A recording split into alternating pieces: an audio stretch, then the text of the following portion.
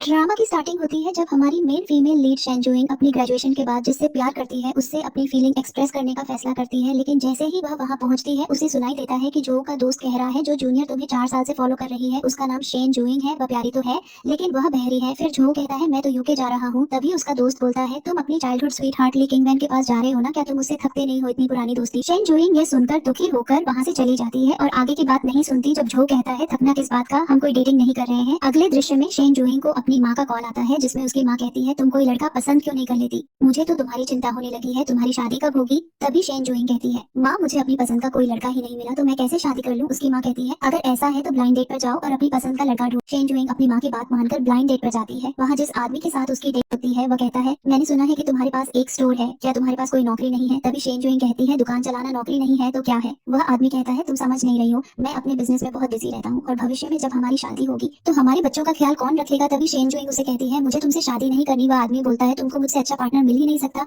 और मुझे तुम्हारी बहरेपन वाली परेशानी से भी कोई दिक्कत नहीं है। शेन जोइंग वहाँ से उठ जाती है और कहती है हम इस ब्लाइंड डेट को यहीं रोक देते हैं। लेकिन फिर भी वह आदमी उसे अपमानित करता रहता है। जब वह वहाँ से जाने की कोशिश करती है तो वह आदमी उसका हाथ पकड़ लेता है और बोलता है मुझे सॉरी बोलो, तुमने मेरे साथ बदतमीजी की है। वह उस पर हाथ उठाने ही वाला होता है कि तभी जो आ जाता है और उसका हाथ रोक देता है। यह देखकर शेन जोइंग हैरान रह जाती है। जो पूछता है तुम ठीक तो हो ना। वह कहती है हाँ मैं ठीक हूँ। जो उस आदमी को नीचे पटक देता है। फिर वह आदमी कहता है अगर तुम्हारा बॉयफ्रेंड था तो बताना चाहिए था ना। शेन जोइंग कहती है नहीं मैं इसे नहीं जानती, ये मेरा बॉयफ्रेंड नहीं है। तभी वहाँ एक लड़की आती है जिसका नाम चेन है। वह जो से पूछती है क्या हुआ। जो कहता है कुछ नहीं और उसे उसका पर्स दे देता है। शेन जोइंग वहाँ से चली जाती है। जो उस आदमी को चेतावनी देता है आगे से अगर तुमने इसे परेशान किया तो अच्छा नहीं होगा। चेन पूछती है क्या तुम इसे जानते हो। जो कहता है नहीं मैं अभी अभी मिला हूँ। शेन जोइंग ये सुन लेती है और जाते जाते सोचती है वह मुझे क्यों याद रखेगा, वैसे भी वह कितनी सुंदर लड़की के साथ था, वही उसके लिए सही है। बारिश होने लगती है और शेन जोइंग बस का इंतजार कर रही होती है। तभी जो अपनी कार लेकर वहाँ आ जाता है और खिड़की खोलकर उसकी तरफ दिखता है। शेन जोइंग कहती है क्या आपको कुछ चाहिए। जो बोलता है मुझे तुम्हारी फ्लावर शॉप के पास ही एक जगह जाना है तो तुम बैठ जाओ, मैं तुम्हें छोड़ दूंगा। शेन जोइंग कहती है नहीं नहीं मैं चली जाऊंगी, बस आने वाली होगी। तभी जो कहता है जल्दी से अंदर बैठ जाओ।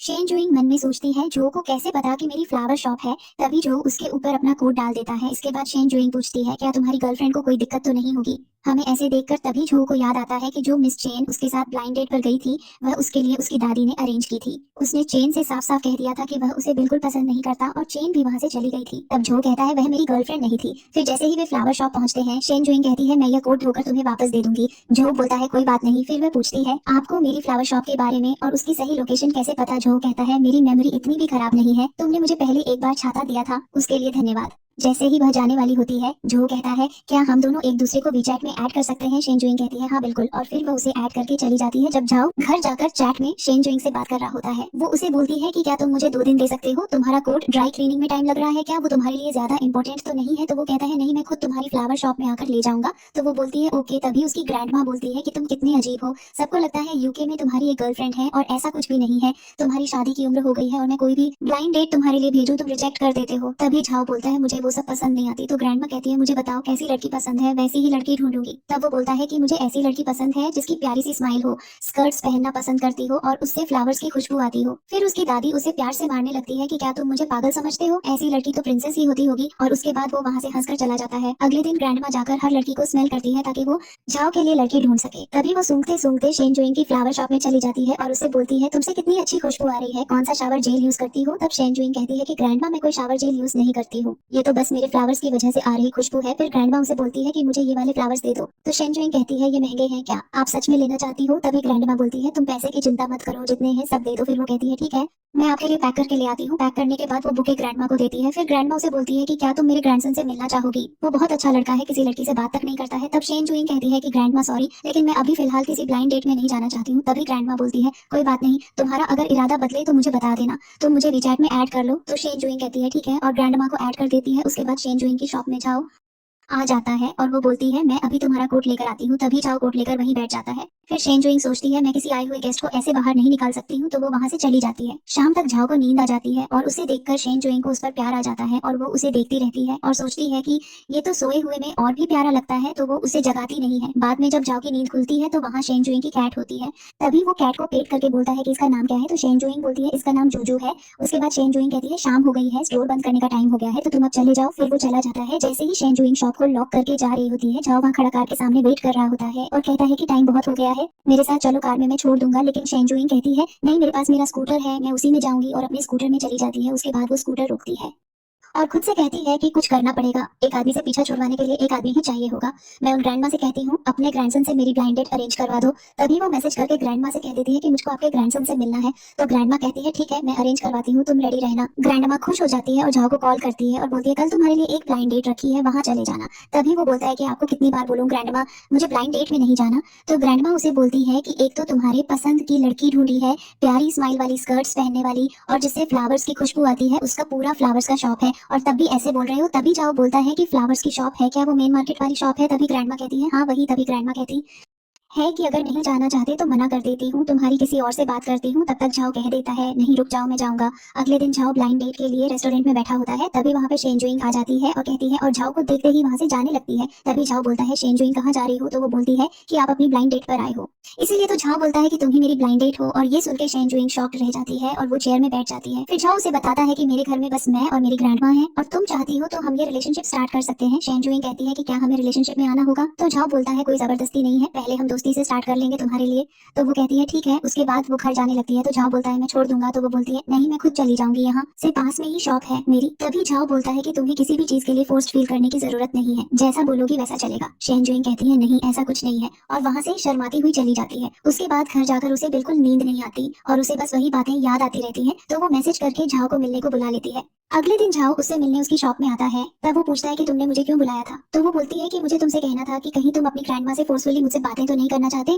तभी झाओ बोलता है नहीं ऐसा कुछ नहीं है। तो वो बोलती है तो क्या हम अभी शादी कर सकते हैं? फिर झाओ बोलता है इतनी जल्दी क्यों? तो शेनजुइंग कहती है कि क्योंकि मेरी मम्मी और फैमिली मुझे प्रेशराइज कर रहे हैं और तुमसे सही अभी मुझे कोई नहीं लग रहा है। तभी झाओ बोलता है चलो मैं तुम्हें घर छोड़ देता हूँ। फिर शेनजुइंग सोचती है कि क्या झाओ उसे इग्नोर कर रहा है और शादी नहीं करना चाहता। झाओ तब तक बोलता है कि घर चल के तुम्हारे डॉक्यूमेंट्स ले लेते हैं और फिर जल्दी से कोर्ट चलते हैं मैरिज सर्टिफिकेट बनाने। शेनजुइंग खुश हो जाती है और अगले सीन में वो कोर्ट से बाहर निकल कर आ रही होती है और उनके हाथ में मैरिज सर्टिफिकेट होता है। उसके बाद वह दोनों घर चले जाते हैं। घर जाकर शेनजुइंग अपने घर वालों को मैसेज में बताती है कि मैंने शादी कर ली है। पहले कोई मानता नहीं है, उसके बाद जब वह बार बार कहती है तो उसे कॉल आ जाता है जिसमें उसकी मम्मी उस पर चिल्लाती है कि तुमने ऐसे कैसे शादी कर ली। तो शेनजुइंग कहती है कि आप ही तो मुझे ब्लाइंड डेट्स में बार बार भेजती रहती हो। तो उसकी मम्मी कहती है कि तुम अभी सिर्फ 26 साल की हो तो अभी से तुम्हें शादी क्यों करनी थी? और फिर उसकी मम्मी लड़के के बारे में पूछती है कि कौन है? तो वह बताती है कि वही लड़का जो यूके स्टडी करने गया था। फिर उसकी मम्मी उसे घर फैमिली मीटिंग के लिए बुलाती है। उसके बाद शेनजुइंग बोलती है कि जब दीदी आ जाएगी तब हम मीटिंग कर लेंगे, अभी तो वह अब्रॉड है तो मीटिंग कुछ दिनों में ही करते हैं ना। तब उसकी मम्मी कहती है कि तुम्हारी दीदी अब तक तो प्लेन में बैठ भी चुकी होगी और इधर आ रही होगी। शेनजुइंग को उसकी बहन का मैसेज आता है कि जल्दी से एयरपोर्ट पहुंचो। जैसे ही वह वहां पहुंचती है शेनजुइंग की बहन उसको डांटने लगती है और कहती है कि तुमने ऐसे कैसे डिसीजन ले लिया बिना पूछे। और फिर उसे बहुत ज्यादा सुनाती है और लास्ट में पूछती है कि लड़का कौन है, उसका नाम क्या है, मुझे सब कुछ बताओ। तो फिर शेनजुइंग कहती है कि वह फू झाओ है। तभी उसकी बहन पूछती है ये तो वही लड़का है ना जिससे तुम हाई स्कूल से प्यार करती हो? फिर वह कहती है हाँ। शाम को फैमिली मीटिंग में उसकी मम्मी और बहन उसकी क्लास लगाते हैं। शेनजुइंग से उसकी बहन पूछती है कि तुम्हें इतनी हिम्मत कहाँ से आई? तब वह कहती है कि आपकी और मम्मी की वजह से, क्योंकि मुझे पता है कि मेरे साथ कुछ भी हो आप मेरा सपोर्ट करना नहीं छोड़ोगी। तब उसकी बहन कहती है कि तुम बचपन से ही ऐसी हो ना, मीठा मीठा बोलकर अपनी बातों में फंसा लेती हो। तभी वह जाकर अपनी माँ और बहन को हक कर लेती है। उसके बाद शेनजुइंग की बहन बोलती है मुझे वापस भी जाना है, इसलिए दोनों फैमिली का यूनियन रख लो। मुझे भी देखना है मेरी बहन को ऐसा भी कौन पसंद आ गया जिसे वह इतने सालों से अभी तक प्यार करती है। शेनजुइंग कहती है आप दोनों उसे मत बताना, उसे अभी नहीं पता। रात को डिनर में दोनों फैमिलीज मिलती हैं। फिर झाओ की ग्रैंडमा कहती है कि मेरी प्यारी के लिए बहुत सारे गिफ्ट्स और ब्राइड मनी 2 मिलियन मैंने रख दिए हैं और झाओ के मम्मी पापा नहीं आ पाएंगे लेकिन उन्होंने गिफ्ट्स भिजवाए हैं और वह भी बहुत खुश है।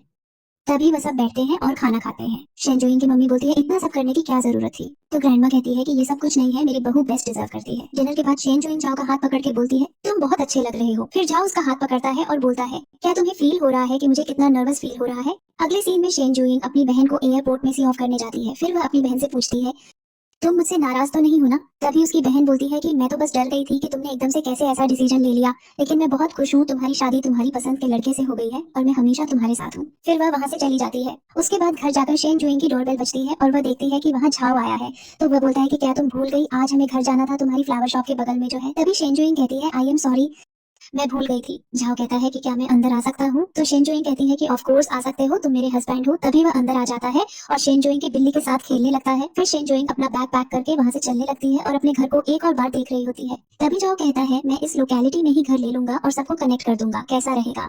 उसके बाद वह जाते हुए शेन जुइंग झाओ का फिंगरप्रिंट लॉक में लगाती है और बोलती है ये हमारा हम दोनों का घर है। फिर वो दोनों झाओ के घर चले जाते हैं जो कि बहुत बड़ा होता है। रूम में जाते ही शेन जुइंग झाओ को बोलती है कि क्या हमें साथ में सोना पड़ेगा, तो वो कहता है कि अगर तुम चाहती हो तो मैं दूसरे रूम में सो जाऊंगा, लेकिन ऐसा कब तक करना है। तब शेन जुइंग कहती है बस 1 महीना, उसके बाद मैं तुम्हारे साथ ही आ जाऊंगी। झाओ कहता है ठीक है, मेरा रूम नेक्स्ट डोर में है, आ जाना, कुछ चाहिए होगा। तो शेन जुइंग कहती है ठीक है। उसके बाद रात को उसकी नींद खुलती है और उसे भूख लगती है, तो वो नीचे हॉल में जाती है और झाओ भी जागा हुआ होता है और अपना काम कर रहा होता है। तो पूछता है कि क्या बात है, तुम सोई नहीं। शेन जुइंग कहती है कि सोई थी पर भूख लगी है। फिर झाओ अपनी कुक से खाने को कुछ बनवाता है और वो दोनों डाइनिंग में बैठकर खाते हैं। अगले दिन शेन जुइंग बहुत सोई हुई हालत में नीचे जाती है, ये सोचकर कि अब तक तो झाओ ऑफिस चला गया होगा, लेकिन जैसे ही वो नीचे आती है वहाँ झाओ वर्कआउट करके आ जाता है और उसे देखकर शर्म से शेन जुइंग चिल्लाकर अपने कमरे में वापस चली जाती है। नाश्ते के टाइम शेन जुइंग पूछती है तुम ऑफिस नहीं गए, तो झाओ बोलता है कि नहीं, आज वीकेंड है तो क्यों जाऊंगा। तभी शेन जुइंग बोलती है अच्छा मैं भूल गई थी। उसके बाद झाओ शेन जुइंग से कहता है कि क्या आज तुम फ्री हो, तो वो पूछती है हाँ। फिर झाओ कहता है कि शाम को एक पार्टी है जिसमें तुम्हें और मुझे जाना है। शेन जुइंग अजीब सा चेहरा बनाती है। तब झाओ कहता है इतने लोग नहीं होंगे, बस 2-4 मेरे दोस्त। फिर वो कहती है ठीक है, मैं ड्रेसअप होकर आती हूँ। फिर वो पार्टी में जाते हैं और फिर सब शॉक्ड होकर देखते हैं कि झाओ किसी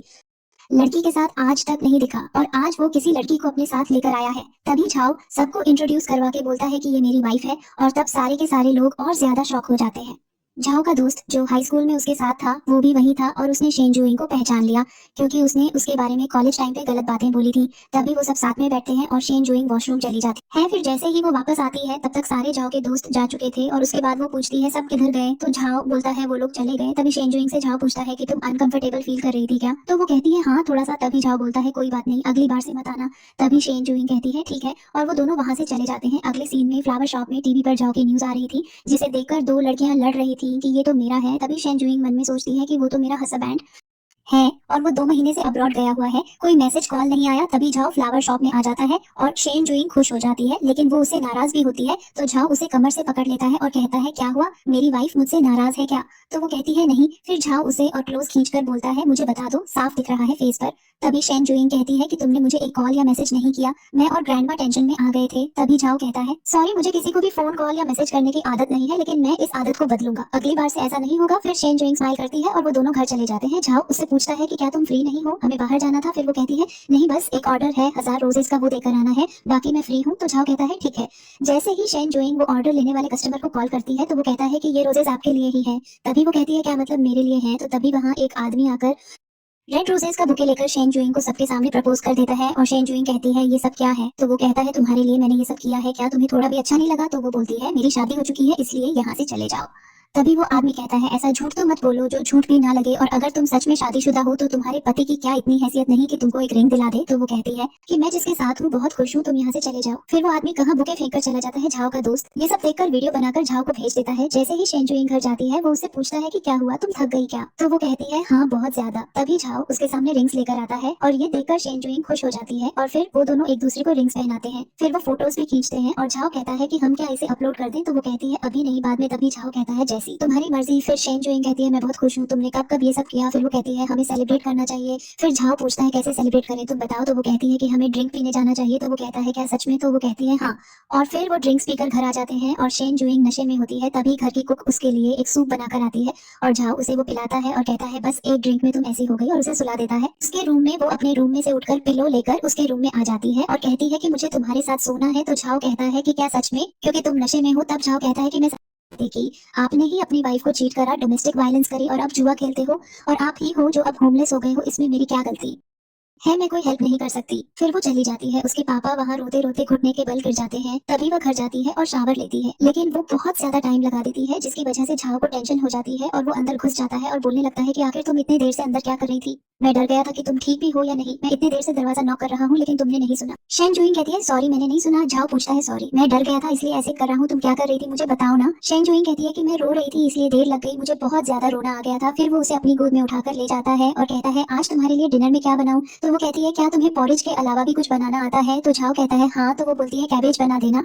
फिर वो कहता है ठीक है और उसे गोद में उठाकर नीचे भी ले जाता है। उनकी कुक वहाँ आ जाती है और बोलती है कि सॉरी मैम, और सर मैंने कुछ नहीं देखा, मुझे माफ कर देना, आप कंटिन्यू करिए। फिर झाओ कहता है कोई बात नहीं, आज तुम खाना नहीं बनाओगी। वो कहती है सॉरी सर, माफ कर दीजिए। तभी झाओ कहता है कि टेंशन मत लो, मैं कह रहा हूँ कि आज मुझे खाना बनाना है इसलिए तुम रहने दो। तो वो कहती है ठीक है सर, मैं जाती हूँ आप दोनों को डिस्टर्ब करने के लिए। सॉरी। खाना बनाने के बाद वो दोनों खाना खाते हैं और फिर जाओ शेन जुइंग को अपने क्लोज करके कहता है कि क्या हुआ, सैड क्यों हो। तो शेन जुइंग कहती है कि मेरे पास इतना पैसा होने के बाद भी मैंने अपने पापा को नहीं दिए, तो मैं गलत तो नहीं कर रही। वो लोग मेरे पापा को मार देंगे, मुझे बुरा नहीं लगना चाहिए, फिर भी लग रहा है, मैं क्या करूं। तब शेन जुइंग से झाओ बोलता है कि क्या तुम भूल चुकी होगी, मैं तुम्हारा पति हूँ। तो वह कहती है कि नहीं ऐसा बिल्कुल नहीं है। तो वह कहता है कि तो फिर तुम ये समझ जाओ कि तुम्हारा आधा पैसा मेरा भी है और मैं तुम्हें मना करता हूँ कि उनको पैसे मत दो। फिर शेन जुइंग कहती है बात ये नहीं है, बात ये है कि उन्होंने मुझे 12 साल तक पाला है और उनका मेरे ऊपर कर्जा है, उन्होंने मेरे लिए सब कुछ किया और मेरी बॉडी में आधा खून उन्हीं का तो है। तब झाओ उसे अपनी गोद में बिठाता है और कहता है कि शेन जुइंग, मैं तुम्हारी बहन, तुम्हारी मम्मी और ग्रैंड माँ, हम सब तुम्हारी दिल से केयर करते हैं, लेकिन हम में से सब तुम्हारे ब्लड रिलेशन के नहीं है ना। तो ऐसे ही रिलेटिव वो नहीं होता है जो तुमसे ब्लड से ही रिलेटेड हो। रिलेशनशिप दिल का होता है और बॉन्डिंग से बनता है। शेन जुइंग कहती है कि मुझे अभी सोने का मन है, क्या तुम मुझे सुला दोगे। तो वो कहता है कि क्या तुम्हें फिर से स्टोरी सुननी है। तो वो कहती है सुना दो। फिर वो उसे स्टोरी सुनाता है और शेन जुइंग सो जाती है। अगले दिन ऑफिस में जाओ काम कर रहा होता है, तभी उसे कॉल आता है कि रिसेप्शन में एक आदमी आया है, आपके डेस्क में आकर आपसे मिलना चाहता है और कहता है कि आपकी वाइफ का बायोलॉजिकल फादर है। फिर जाओ कहता है उसे बाहर भेज दो और कहो मैं बाहर मिलूंगा। उसके बाद वो बाहर जाकर उससे मिलता है और कहता है तुम्हारे पास 5 मिनट है, जो बोलना है बोल दो, फिर मुझे अपनी वाइफ से मिलने जाना है। फिर वो कहता है कि ठीक है और वो बोलने लगता है कि मैं बहुत शर्मिंदा हूँ जो भी मैंने अपनी फैमिली वालों के साथ किया। जाओ बार बार उसे तुमसे बताया गया कि 5 मिनट खत्म होने वाले हैं। फिर शेन जुइंग के पापा बोलते गए कि वो कितना गिल्टी फील कर रहे हैं। वो कहते हैं उन्होंने शेन जुइंग के साथ कितना बुरा बुरा किया और हर बच्चे से उसे अलग समझा और जब भी वो उसे सूप बनाकर देती थी वो उसे मारता था, जिसकी वजह से उसका हाथ जल जाता था। और फिर वो अपने गले का स्कार्फ भी दिखाता है और कहता है कि ये भी उसी ने मेरे लिए बनाया है। फिर झाओ कहता है कि अगर इतना ही गिल्ट होता तो ये सब किया ही क्यों। तभी वो जाने लगता है तो शेन जुइंग के पापा बोलने लगते हैं कि प्लीज मुझसे बोलो कि तुम हमेशा उसका अच्छे से ख्याल रखोगे। तब झाओ उससे कहता है ये बोलने का बिल्कुल भी हकदार नहीं हो, इसलिए मत बोलो। तब वो कार से वहां से चला जाता है। फिर शेन जुइंग अपने फोन में देखती है कि उसके पापा के सुसाइड करने की न्यूज आई है कि वो बिल्डिंग से नीचे कूदे और मर गए। तभी उसकी मम्मी का उसे कॉल आता है जो कहती है कि क्या तुमने वो न्यूज देखी। तो वो कहती है हाँ मैंने देखा। तो वो बोलती है क्या आपको रिग्रेट हो रहा है उनसे शादी करके। तब उसकी मम्मी बोलती है नहीं मुझे कोई रिग्रेट नहीं है, बल्कि मैं अच्छा फील करती हूँ क्योंकि वो मुझसे शुरू में बहुत प्यार करता था, बाद में उसे पता नहीं क्या हुआ जो उसने मेरे साथ ऐसा किया, लेकिन वो एक्टर भी था तो उसकी रोमांटिक एक्टिंग में शायद मुझे लगा वो मुझसे प्यार करता है। झाओ घर आ जाता है। फिर शेन जुइंग उसके कंधे में रोने लगती है और कहती है कि मुझे नहीं रोना, मुझे रोना क्यों आ रहा है, मैं उनके लिए बुरा फील क्यों कर रही हूँ, मुझे बुरा लग रहा है वो मर गए। उसके बाद वो रोते रोते उसके ऊपर सो जाती है और झाओ भी सो जाता है। जैसे ही शेन जुइंग की नींद खुलती है वो अपने हस्बैंड को देखकर प्यार से उसे टच करने लगती है और कहती है कितना हैंडसम हस्बैंड है मेरा। और टच करते करते झाओ उसका हाथ पकड़ लेता है और कहता है शेन जुइंग तुम बड़ी ब्रेव लड़की हो। तब वो कहती है मैं तो सो रही थी। तो झाओ कहता है मैंने पहली बार देखा नींद में भी किसी के ऐसे हाथ चल रहे हो। तभी वो कहती है कि सच कह रही हूँ। झाओ कहता है अच्छा मैं तुमको बताना चाहता था कि हम दोनों वेडिंग सेरेमनी रख रहे हैं जो बहुत बड़ी होगी, सबको बुलाएंगे। तभी शेन जुइंग कहती है कि ठीक है। दोनों की शादी होती है और शेन जुइंग ब्राइड बनकर डिसाइड करती है कि वो लेटर जो उसने हाई स्कूल के टाइम से झाओ के लिए रखा था वो उसे बता देना चाहती है कि तब से उसे प्यार करती है। घर जाकर वो उसे किस करने लगती है। फिर शेन जुइंग कहती है कि रुको पहले मेरा गिफ्ट देख लो जो टेबल में रखा है। तो वो वहां जाता और लेटर पढ़ने लगता है। तभी शेन जुइंग पीछे से आती है और कहती है कैसा लगा क्लासमेट ए। तब झाओ कहता है तुम मुझे सच में हाई स्कूल से प्यार करती हो। तो वो कहती है हाँ, और यहीं पर ड्रामा एंड हो जाता है।